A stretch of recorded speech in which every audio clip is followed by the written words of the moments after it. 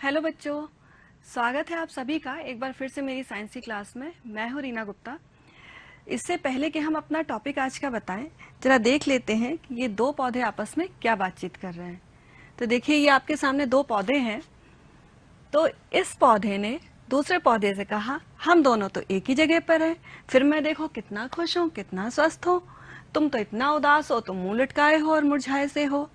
तो इस बात पे इस दूसरे पौधे ने क्या जवाब दिया, दोस्त देखने में तो हम दोनों एक ही जगह पर हैं, लेकिन तुम देख सकते हो कि मेरी जड़ों में पानी नहीं है, जबकि तुम्हारी जड़ों में पर्याप्त जल है। बाकी मुझे धूप भी मिल रही है, सब कुछ है, लेकिन पानी ना होने की वजह से धीरे धीरे मेरी सारी जैविक क्रियाएं धीमी होती जा रही हैं और मैं मुरझाता जा रहा हूँ, इसीलिए मैं उदास हूँ। तो अब तक बच्चों, इसको देख के आपको अंदाजा हो गया होगा कि आज का टॉपिक क्या है। आप बिल्कुल सही सोच रहे हैं। आज हम पौधों से रिलेटेड हमारा टॉपिक है और हमारा टॉपिक है पौधों में पोषण। इस चैप्टर को हम दो भागों में पढ़ेंगे। भाग एक में हम पढ़ेंगे सपोषी पौधे क्या होते हैं, और उसके बाद हम भाग दो में पढ़ेंगे कि परपोषी पौधे क्या होते हैं और कितने प्रकार के होते हैं। तो चलिए हम भाग एक स्टार्ट करते हैं। जैसा कि अभी आपने देखा कि पौधों को पानी चाहिए होता है, ठीक वैसे ही जैसे हमको पानी की जरूरत होती है, खाने की जरूरत होती है, ठीक वैसे ही पौधों को भी जल की आवश्यकता होती है। अच्छा बच्चों, कभी आपने सोचा कि अगर आप 5 दिन 6 दिन तक अगर आपको खाना ना मिले तो क्या होगा? सोचिए जरा। आप कुछ दिनों बाद थकान का अनुभव करने लगेंगे, किसी भी काम को करने में आपको जल्दी कमजोरी महसूस होने लगेगी और धीरे धीरे आपका शरीर भी क्या होगा, सुस्त होता जाएगा और कमजोर सा दिखने लगेगा। तो इस तरह से हमको भोजन की बहुत आवश्यकता होती है, क्योंकि भोजन से हमको कार्य करने के लिए ऊर्जा प्राप्त होती है। ठीक वैसे ही पौधों को भी अपनी जैविक क्रियाओं के लिए ऊर्जा की आवश्यकता होती है। अब आपने जाना कि हमको तो पोषण की जरूरत, भोजन की जरूरत होती है, लेकिन ये हमारे लिए जिस तरह जरूरी है उसी तरह हर जीव जंतु के लिए भी आवश्यक है। लेकिन क्या शायद आपको पता है कि हम में से कोई भी जीव जंतु अपना भोजन स्वयं नहीं बना सकता? अब आपको मेरी बात थोड़ा अजीब लग रही होगी। आप सोचोगे हमारे घर में तो रोज मम्मी खाना बनाती है। बेटा, मम्मी खाना आपके बनाती हैं, लेकिन वो सिर्फ पकाती हैं खाने को, वो खाना बनाती नहीं है। यानी खाना पकाने में हम उन्हीं चीजों को प्रयोग करते हैं जो हमें पेड़ों से, पौधों से प्राप्त होती हैं।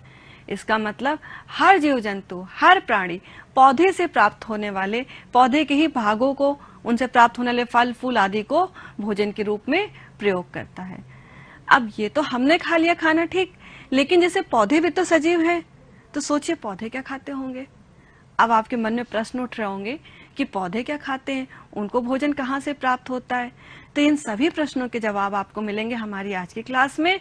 बस जरूरत है आपको ध्यान से सुनने की और समझने की। आपको सारे उत्तर हमारी आज की क्लास में मिल जाएंगे। तो चलिए हम फिर शुरू करते हैं। देखिए, पहले सबसे पहले शब्द आता है आपका पोषण। हम लोग का चैप्टर का नाम है पौधों में पोषण। पोषण शब्द क्या है, इसका क्या अर्थ है? तो देखिए बच्चों, जीवों द्वारा भोजन ग्रहण करने की क्रिया, जिसे हम क्या कहते हैं, पोषण। तो भोजन ग्रहण करने की क्रिया को हम पोषण कहते हैं।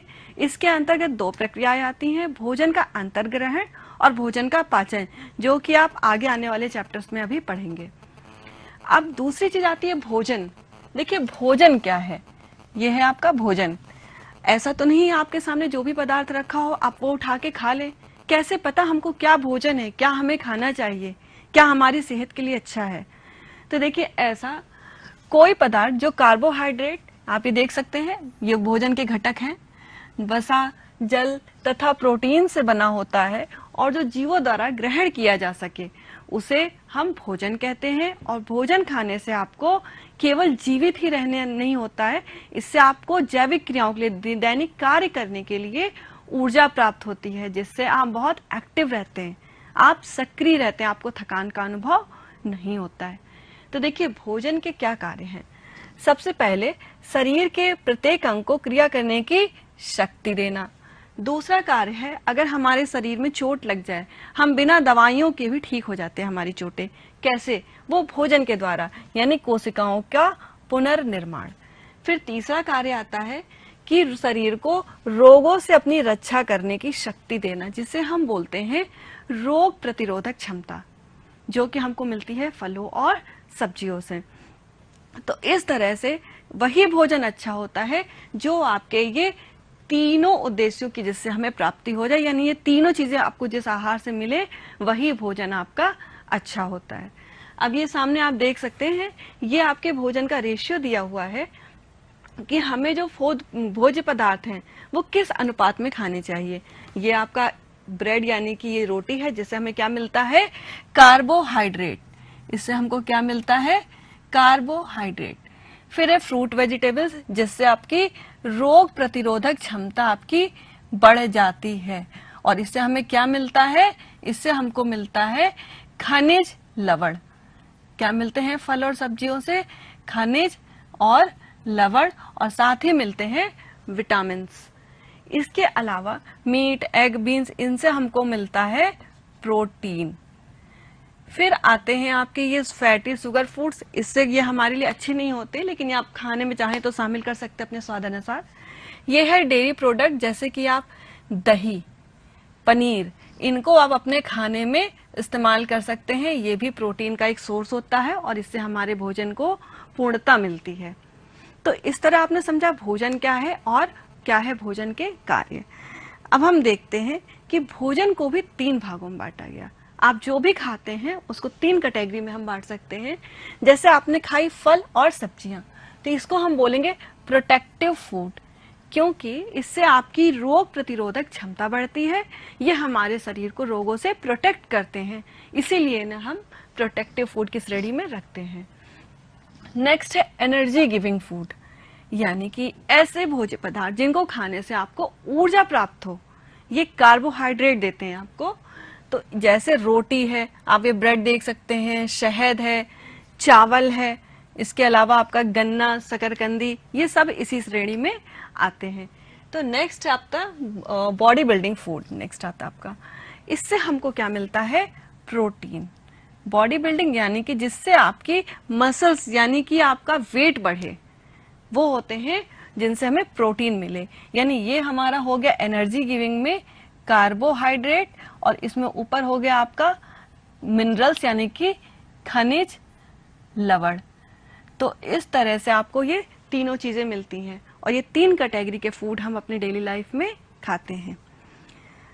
अब आप देखिए कि हमारा जो चैप्टर था पौधों में पोषण, पोषण के आधार पे पौधों को, जैसा मैंने पहले ही बताया था, कि 2 भागों में बांटा गया है, स्वपोषी पौधे और परपोषी पौधे।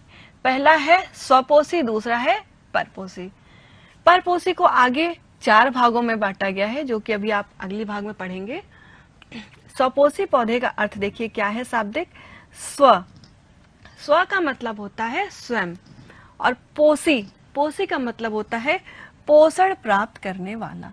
यानी कि आपको इसी से दिख रहा है स्वयं पोषण प्राप्त करने वाला, यानी ऐसे पौधे जो क्लोरोफिल पाए जाने के कारण हरे रंग के होते हैं और अपना भोजन स्वयं बनाते हैं, वे क्या कहलाते हैं, स्वपोषी पौधे। जैसे आम, पीपल, नीम, अमरूद आदि। जो आप अपने डेली लाइफ में ऐसे सभी पेड़ देखते हैं, पौधे देखते हैं, जिनका रंग कैसा होता है, हरा। पौधे का देखिए हरा रंग होना बहुत जरूरी होता है, तभी पौधा होगा आपका स्वपोषी। तो जैसा कि आप मेरे हाथ में ये देख सकते हैं, ये आपको दिखाई दे रही है एक पत्ती, इसका रंग कैसा है, इसका रंग है हरा। ये हरा रंग कहाँ से आया, क्या इसको हमने पेंट कर दिया, क्या सारे पेड़ों को किसी ने पेंट किया है हरे रंग से, ऐसा तो नहीं है। ये प्राकृतिक रूप से हरे रंग की पत्तियां कैसे हैं, क्योंकि इसमें ये आप जो हरा रंग है, ये एक विशेष प्रकार का वर्णक पाया जाता है जिसे हम बोलते हैं पर्णहरिम। पर्णहरिम को ही इंग्लिश में बोला जाता है क्लोरोफिल। इसी के कारण हर पत्ती का कलर होता है हरा, यानी कि हरी दिखने वाली जितनी भी पत्तियां अगर आपको दिखाई दे रही हैं वो किस कारण है, पर्णहरिम यानी कि क्लोरोफिल के कारण। क्लोरोफिल का बहुत बड़ा रोल होता है भोजन के निर्माण में, इसलिए ऐसे जो भी पौधे जो स्वपोषी हैं उसमें हरे रंग का होना जरूरी होता है। अगर हरे रंग की पत्ती नहीं है, उसमें क्लोरोफिल, इसका मतलब अनुपस्थित है, तो उसमें भोजन का निर्माण होना संभव नहीं है। अब हम देखते हैं कि हरे पौधे अपने भोजन का निर्माण कैसे करते हैं। तो देखिए, जिस तरह से आपके घर में मम्मी आपकी खाना बनाती है किचन में, तो किचन में खाना बनाने के लिए उनको बहुत सारा सामान चाहिए होता है, दाल, चावल, सब्जी, मसाले और भी बहुत सारी चीजें। तो पौधे में खाना कहाँ बनता है? पौधे में खाना बनता है पत्तियों में। तो हम कह सकते हैं कि पत्तियां पौधे की रसोई है। और जिस तरह से आपकी रसोई में खाना चाहिए होता है बनाने के लिए दाल चावल, उस तरह से पौधे को भी जरूरत होती है। तो पौधे को ऐसी क्या चीजें चाहिए होती है जिससे उसका भोजन बन जाए? पौधे को चाहिए होती हैं 4 चीजें। पहला है, सबसे पहले हम बात करेंगे क्लोरोफिल। जैसा कि अभी मैंने आपको थोड़ी देर पहले ही समझाया था। इसके बाद सनलाइट यानी कि सूर्य का प्रकाश। फिर हम इसके बाद बात करेंगे जल। जैसे हमको खाने के साथ पानी चाहिए होता है, वैसे पौधे के लिए भी जल बहुत जरूरी है। फिर आता है कार्बन डाइऑक्साइड यानी कि CO2। ये 4 चीजें हैं जब किसी भी पौधे को भोजन बनाने के लिए चाहिए होती हैं। इस प्रक्रिया को, जिससे भोजन बनकर तैयार होता है, उसे हम कहते हैं प्रकाश संश्लेषण। उस क्रिया को हम क्या कहते हैं? प्रकाश संश्लेषण, जो भी मैं आपको बहुत डिटेल में बताने वाली हूं। तो ये है हमारा प्रकाश संश्लेषण।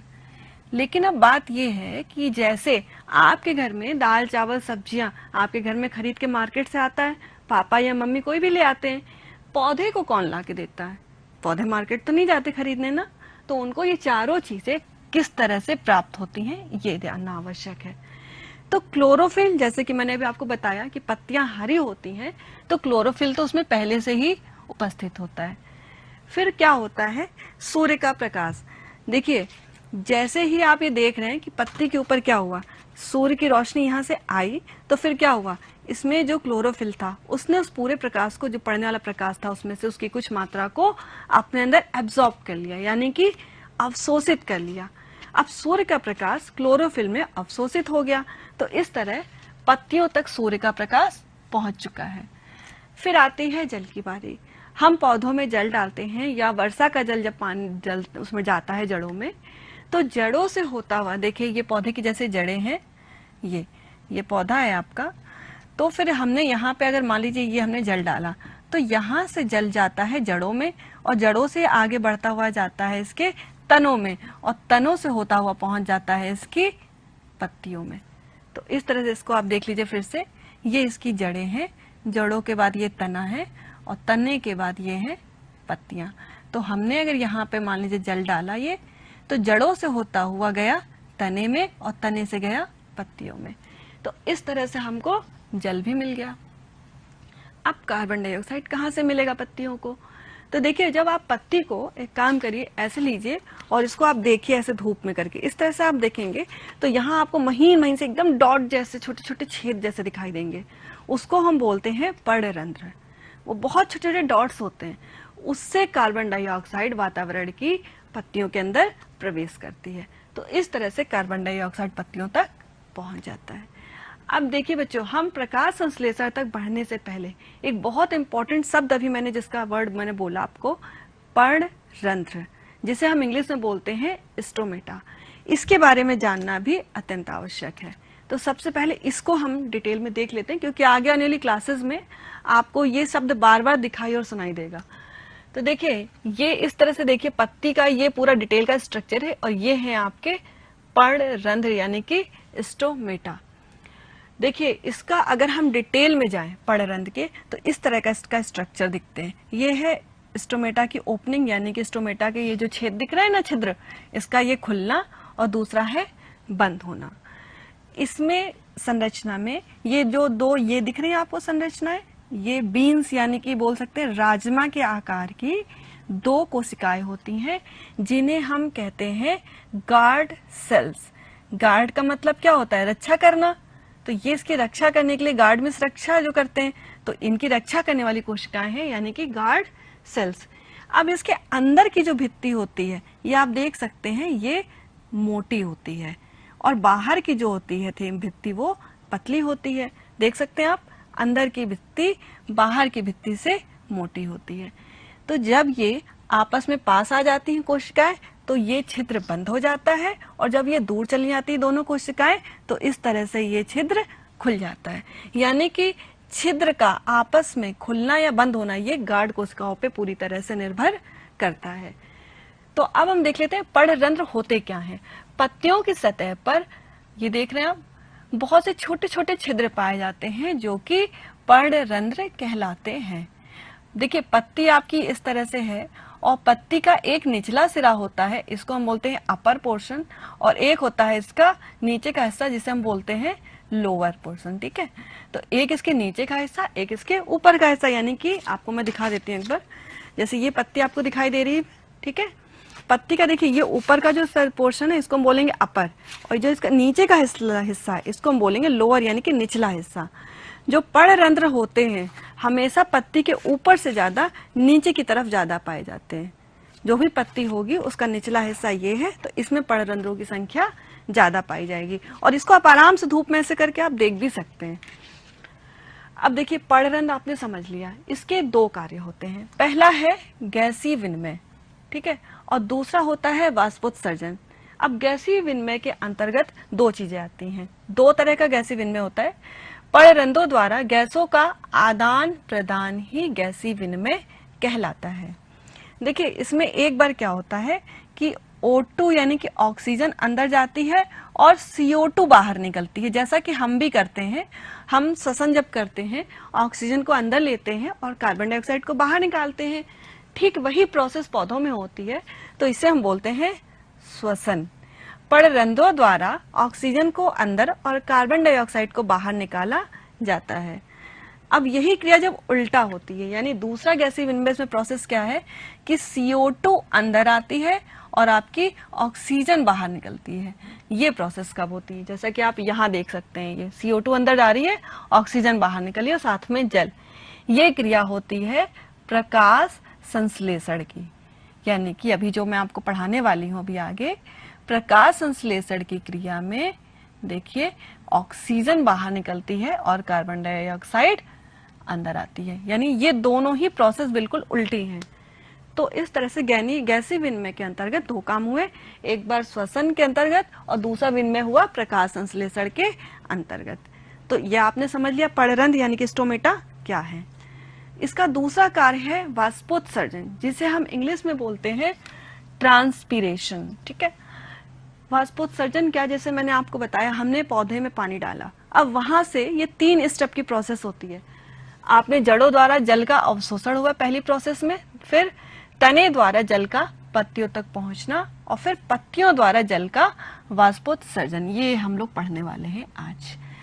देखिए हम जितना भी पौधे में, आपको लगता होगा कि हमने पानी डाला और पौधे ने पूरा पानी यूज कर लिया, लेकिन ऐसा बिल्कुल नहीं होता। आप जितना पानी डालते हैं ना, बहुत डेसिमल, बहुत ही कम मात्रा में पानी पौधे द्वारा यूज किया जाता है। आप समझिए कि करीब 97 से 99.5% पार्ट वाटर का वो उसका क्या हो जाता है, वाष्पोत्सर्जन हो जाता है। यानी इतना पानी जो है वो वापस से एटमॉस्फेयर में, वातावरण में चला जाता है भाप के द्वारा। देखिए क्या होता है, कैसे ये भाप बनता है, कैसे ये वाष्पोत्सर्जन यानी जल वाष्प के रूप में बाहर निकलता है। पहले होता क्या है वाष्पोत्सर्जन, ये देख लीजिए। पौधों द्वारा अनावश्यक जल को, यानी कि जो जल पौधे ने यूज नहीं किया, उसको वाष्प के रूप में पर्णरंध्रों द्वारा बाहर निकलने की क्रिया को वाष्पोत्सर्जन कहा जाता है। देखिए हमने जब पानी यहाँ से डाला, ठीक है, तो यहाँ से गया पानी और इस तरह से गया, पत्तियों में यूज हो गया। लेकिन जब पत्तियों में जो पानी यूज नहीं हुआ, जो एक्स्ट्रा पानी था, इसमें छोटे छोटे क्या थे आपके, इसमें पाए जाते हैं स्टोमेटा यानी कि पर्णरंध्र। अब आप ये वर्ड पूरी तरह समझ चुके हैं ना, मैंने अभी बताया आपको थोड़ी देर पहले। तो यहाँ से स्टोमेटा है, इस तरह से आप देख सकते हैं, और ये खुल गया, तो यहाँ से होता हुआ इस तरह से आप देख रहे हैं, ये जल वाष्प के रूप में पानी एक्स्ट्रा जो था आपका बचा हुआ वो बाहर निकल जाता है। तो इस तरह से क्या होता है, धीरे धीरे सारे जितने भी स्टोमेटा है, इस तरह से वहां से पानी धीरे धीरे जल वाष्प के रूप में वातावरण में चला जाता है। ये क्रिया होती है वाष्पोत्सर्जन। अब देखिए वाष्पोत्सर्जन की दर को एक यंत्र के द्वारा हम नाप भी सकते हैं। इसको मापने के लिए जो यंत्र होता है उसको हम बोलते हैं पोटोमीटर। क्या बोलते हैं उसको हम, पोटोमीटर। अब देखिए वाष्पोत्सर्जन भी 3 तरह के पार्ट्स में होता है, पर्णरंध्र के आधार पे। जैसे जो स्टोमेटा से वाष्पोत्सर्जन होता है उसे हम बोलते हैं स्टोमेटल, यानी कि ये लगभग 80 से 90% तक जितना भी आपका वाष्पोत्सर्जन है वो स्टोमेटा यानी कि पर्णरंध्रों के द्वारा होता है। फिर आता है लेंटिकुलर, यानी कि पौधे के ऊपर जब आपने देखा होगा तनों पे एक बार्ग जिसको हम बोलते हैं छाले पाई जाती हैं, उसमें भी कुछ महीन छिद्र होते हैं शाखाओं पर, तनों पर, उससे होने वाला वाष्पोत्सर्जन होता है आपका लेंटिकुलर, जो 0.1 से 1% तक होता है। और इसकी मात्रा कब इंक्रीज होती है? जब आप वातावरण काफी शुष्क होता है तो ये लेंटिकुलर वाष्पोत्सर्जन ट्रांसपिरेशन की मात्रा काफी बढ़ जाती है। फिर आता है क्यूटिकुलर। क्यूटिकुलर यानी ये वर्ड बना है क्यूटिकल से। पौधे के ऊपर आपने ध्यान दिया होगा कुछ वैक्स जैसा, कुछ मोम जैसा चिकना सा एक परत होती है जिसे हम बोलते हैं क्यूटिकल, और उससे होने वाले वाष्पोत्सर्जन को हम बोलते हैं क्यूटिकुलर वाष्पोत्सर्जन, जो कि होता है 9%। तो इस तरह बच्चों आपने समझ लिया कि वाष्पोत्सर्जन क्या है। अब आगे बढ़ते हैं और अपने उसी पुराने टॉपिक पे आ जाते हैं, क्योंकि अब खाना बनाने का टाइम हो गया है। अब आपको लग रहा होगा खाना बनाने का टाइम किसका हो गया? पौधों का हो गया, क्योंकि हम पौधों से ही तो जुड़े हैं आज। तो देखिए ये खूबसूरत सा पौधा दिख रहा है आपको, और ये पूरी जो प्रोसेस हो रही है, ये पूरी प्रोसेस हमारी किस चीज की है? ये प्रकाश संश्लेषण की।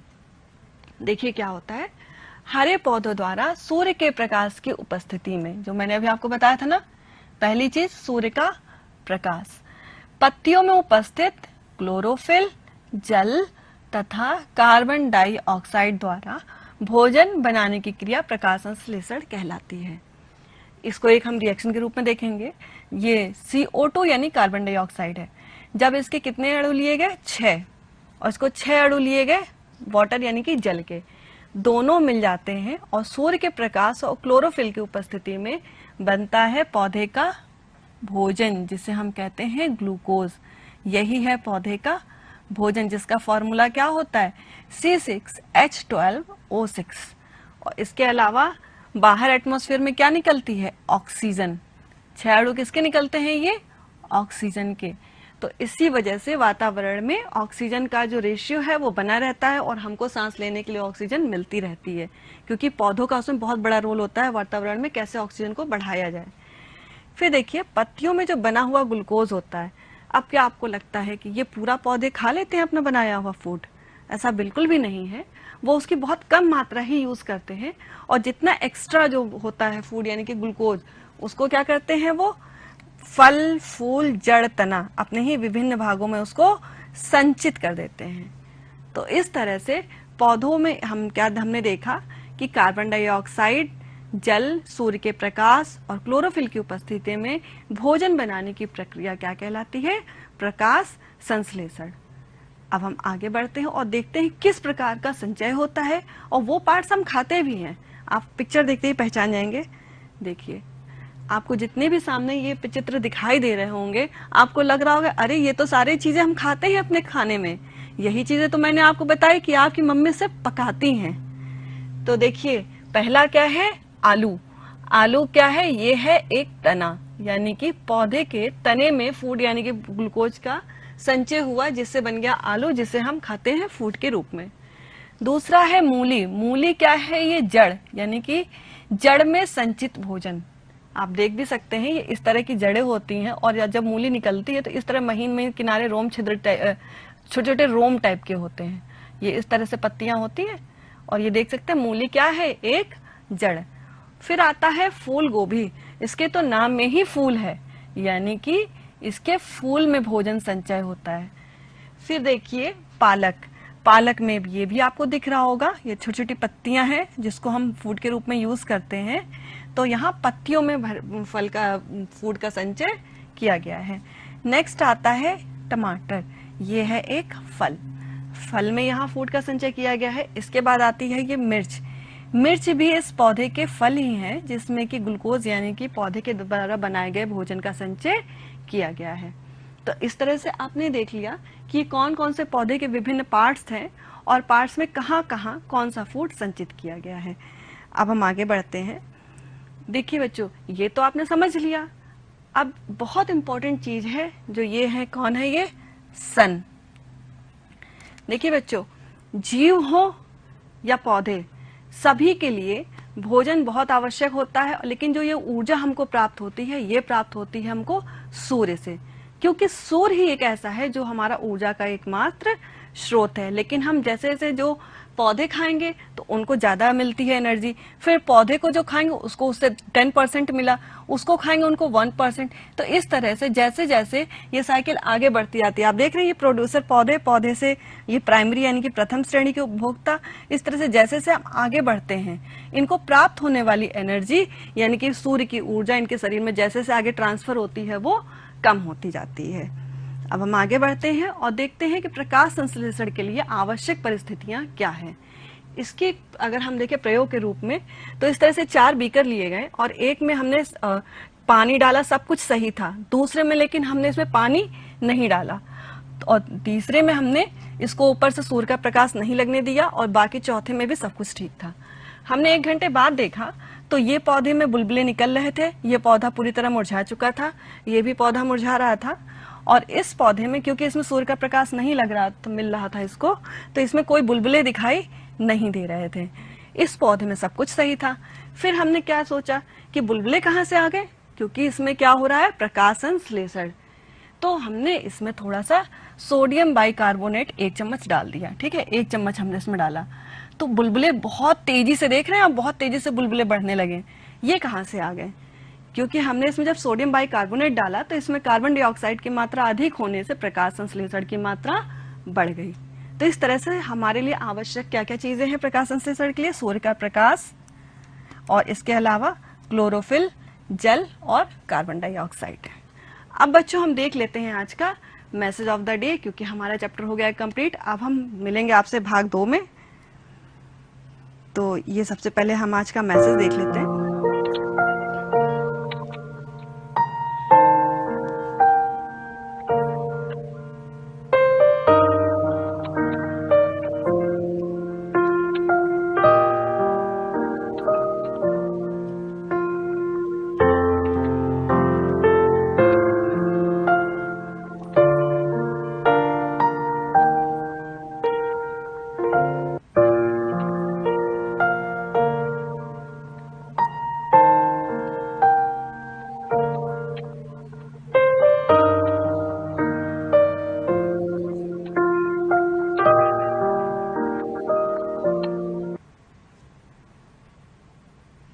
तो बच्चों आज का मैसेज ऑफ द डे यही है कि पौष्टिक खाना खाइए, ईट न्यूट्रिशियस फूड। आपको कुछ भी नहीं खाना है, आपको वो खाना खाना है जो आपके शरीर के लिए, आपकी मानसिक ग्रोथ, आपकी शारीरिक ग्रोथ के लिए अच्छा हो, क्योंकि आप जैसा खाना खाएंगे वैसे ही आपका शरीर डेवलप होगा, विकसित होगा और वैसे ही आपकी सोच होगी। बोलते हैं ना, जैसा खाए अन्न वैसा होए मन। बहुत बूढ़े लोगों की कहावत है और ये पूरी तरह सही भी है कि आप जितना अच्छा खाना खाएंगे आपका शरीर और आपकी सोच सब कुछ उतनी ही सात्विक, उतनी ही अच्छी बनेगी। तो आप, क्योंकि इस समय आप बच्चे हैं, आपका शरीर ग्रोइंग स्टेज पे है, तो ये बहुत जरूरी होता है कि आपको हर चीज, आपकी जो खाने की प्लेट हो वो पूरी तरह पौष्टिक आहारों से परिपूर्ण हो। तो देख सकते हैं ये है आपकी खाने की प्लेट और आप देख सकते हैं ये है इसमें रेशियो, क्या चीज कितनी होनी चाहिए। यानी कि इसमें आप देख सकते हैं 25% ये आपके अनाज है, यानी कि ये आप देख सकते हैं कार्बोहाइड्रेट, फाइबर रिच कार्बोहाइड्रेट, यानी रोटियां हुई, चावल हुआ, ये सारी चीजें आपकी। फिर आता है 25% आप देख सकते हैं ये है प्रोटीन, जिसमें कि अंडे हैं, मांस, मछली, दूध, पनीर, ये आता है। फिर आता है आपका 10% वसा, यानी कि चिकनाई, जितनी चीज आप, घी हुआ, तेल हुआ, ये सारी चीजें। फिर है 40% सब्जियां, जिनसे कि आपको मिलता है क्या, खनिज और लवण और साथ में विटामिन्स। तो ये आपकी पूरी खाने की प्लेट है। इस तरह से आपको अपने अंदर भोजन आपको तैयार रखना है खाने के लिए, कुछ भी उल्टा सीधा नहीं खाना है। तो बच्चों इसी के साथ हेल्दी खाइए और सुरक्षित रहिए और मिलते हैं हम अपने भाग में, फिर कुछ नया करते हैं। तब तक के लिए बेस्ट ऑफ लक।